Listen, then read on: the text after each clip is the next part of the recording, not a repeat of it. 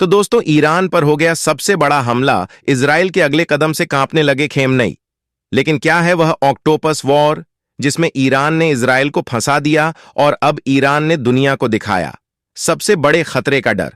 लेकिन दोस्तों, इस बीच अमेरिका ने जो खेल खेला है उससे ईरान भी परेशान हो गया और अब अमेरिका इजराइल को देने जा रहा वह पावरफुल हथियार जिसने ईरान की परेशानी बढ़ा दी है। पूरी खबर क्या है, आइए जानते हैं। लेकिन आगे बढ़ने से पहले आपसे एक छोटा सा रिक्वेस्ट है कि वीडियो को लाइक करके चैनल को सब्सक्राइब जरूर करें।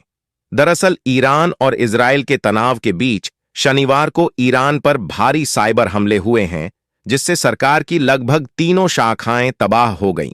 साथ ही न्यूक्लियर ठिकानों को भी निशाना बनाया गया।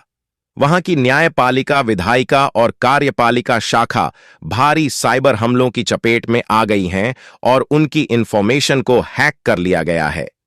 बताते चले, इस साइबर हमले में फ्यूल डिलीवरी, नगरपालिका, नेटवर्क ट्रांसपोर्टेशन, नेटवर्क बंदरगाह को भी निशाना बनाया गया है, जिसके बाद ईरान के सुप्रीम लीडर अयातुल्लाह अली खामनगा है कि कहीं इजराइल अपना निशाना उनकी ओनैल फैसिलिटी को ना बना ले।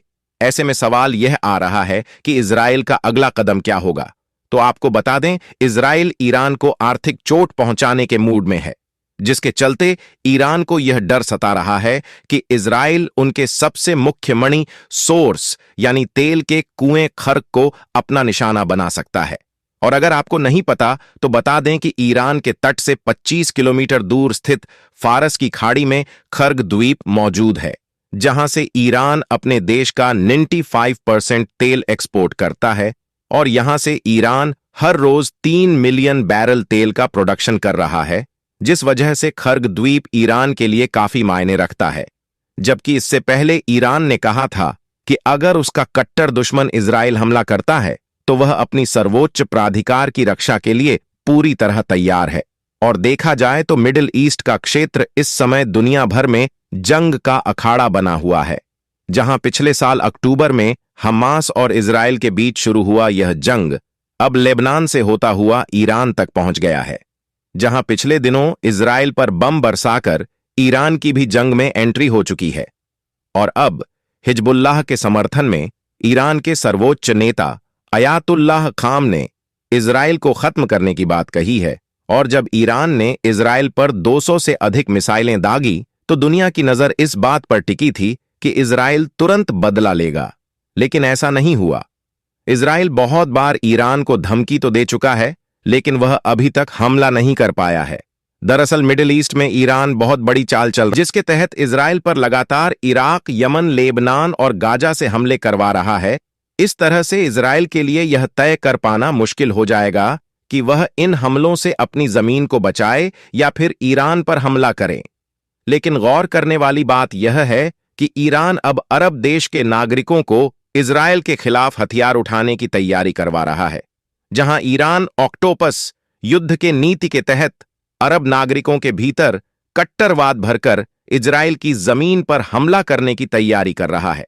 यहां पर आपको बता दें, इजराइल इस वक्त 8 फ्रंट से वार झेल रहा है। ऐसे में इजराइल को पश्चिम में गाजा लेबनान में, हिजबुल यमन में, तियो इराक में इराकी मिलिशिया, साथ ही सीरिया में ईरान के समर्थन वाले गुटों का सीधा मुकाबला करना पड़ रहा है। इसके अलावा तेल अवीव की ओर इशारा कर रहा है। और सबसे ज्यादा हैरानी वाली बात तो तब हो गई जब इजराइल की ओर से दावा किया गया है कि अब रूस भी इस लड़ाई में घुस चुका है और हिजबुल्लाह की मदद कर रहा है। जहां सवाल उठ रहे हैं है कि आखिर उसके पास इतने रॉकेट कहां से आ रहे हैं, जिसको लेकर इजराइल का दावा है कि रूस हिजबुल्लाह को ड्रोन समेत कई घातक हथियार दे रहा है। और इसके लिए ईरान ने उसे मनाया है, क्योंकि कुछ वक्त पहले इजराइल ने यूक्रेन को मिसाइलें भेजी थीं, जिस कारण से ईरान ने इजराइल को ऑक्टोपस वॉर में फंसा लिया है। लेकिन अब बीच में अमेरिका ने आकर इस वॉर को और भी ज्यादा बढ़ा दिया है, जहां ईरान के बढ़ते बैलिस्टिक मिसाइल खतरों को रोकने के लिए इजराइल को अमेरिका से बड़ा हथियार मिलने जा रहा है। इजरायली मीडिया रिपोर्ट के मुताबिक अमेरिका इजराइल में थर्ड यानी कि terminal high altitude area defence missile defence system तैनात करेगा। इसके साथ ही इसे ऑपरेट करने के लिए इजरायली धरती पर अमेरिकी सैनिकों की तैनाती भी की जाएगी, जिसके बाद अमेरिका के इस कदम को मध्य पूर्व में बढ़ते तनाव और ईरान पर हालिया मिसाइल हमले के लिए इजरायली जवाब की तैयारी के रूप में देखा जा रहा है। यहां पर टाइम्स ऑफ इजराइल ने एक अमेरिकी अधिकारी के हवाले से बताया है कि अमेरिका का बाइडेन प्रशासन थर्ड एयर डिफेंस सिस्टम को इजराइल को देने पर विचार कर रहा है।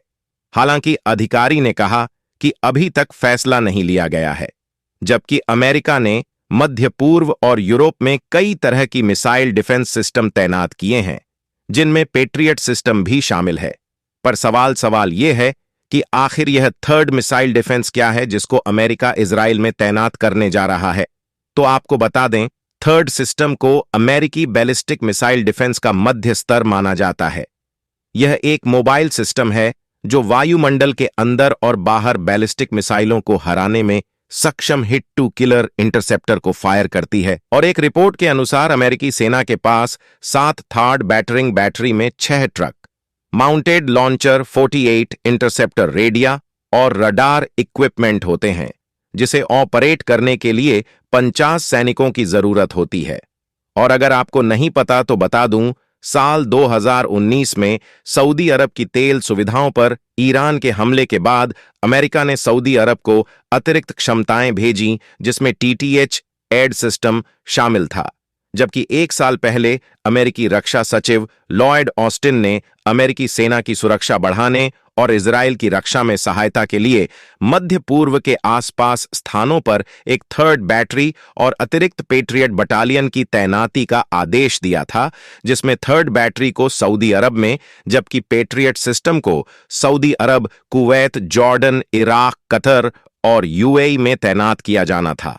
तो दोस्तों, सवाल यह है, जो साइबर हमला हाल ही में इजराइल द्वारा किया गया है, उससे ईरान को वाकई नुकसान हुआ है, और जो ऑक्टोपस ऑपरेशन ईरान इजराइल के खिलाफ आजमा रहा है, क्या उसने इजराइल की परेशानी बढ़ा दी है? अपनी राय कमेंट में जरूर बताइए और इस वीडियो को एक लाइक करके अपने मित्रों तक शेयर जरूर करें ताकि उन्हें भी जानकारी मिल सके। इसी तरह और भी नॉलेजेबल वीडियो देखने के लिए चैनल को सब्सक्राइब करके बेल आइकन को ऑल पर जरूर सेलेक्ट करें। जय हिंद।